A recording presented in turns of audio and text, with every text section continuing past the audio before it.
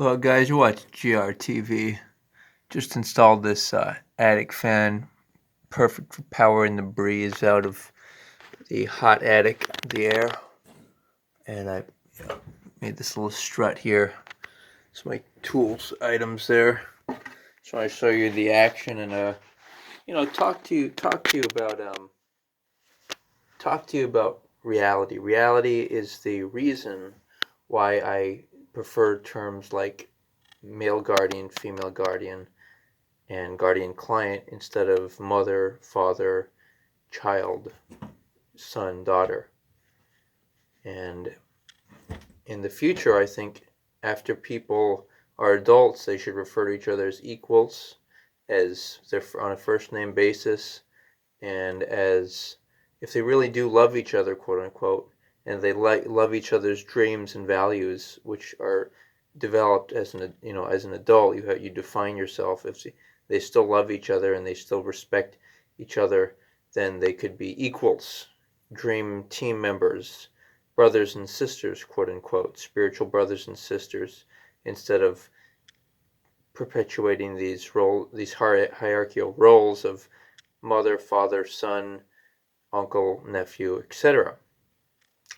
I have found in my observations that I used to have a defeatist, self-destructive behavior I engaged in, some ugly experiences, and I attributed that to, in my mind, it doesn't matter if your parents are dead or alive. What matters is that you're labeling people an authority over you. And even if they're nice people and you're nice people, it's not enough. The reality is that your mind categorizes subconsciously that, okay, well, if that person's an authority, then they're responsible for me to an extent, my emotional and my financial self.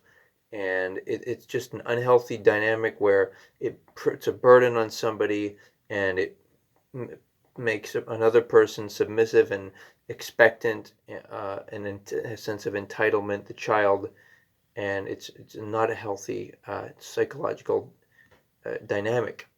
And so you'll see, if you observe, that people who perpetuate that, they're very disrespectful towards women in a subtle way. A common example is older guys who go, try to be intimate with younger women.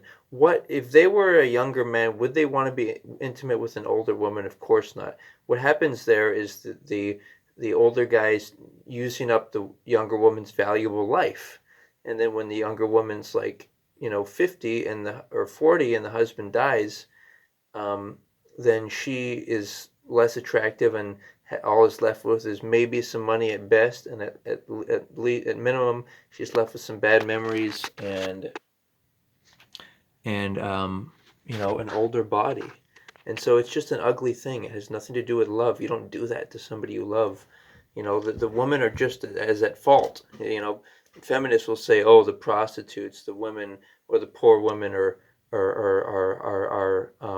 the victims. But guess what? They want the money, and there's nothing good or bad about that. It's just something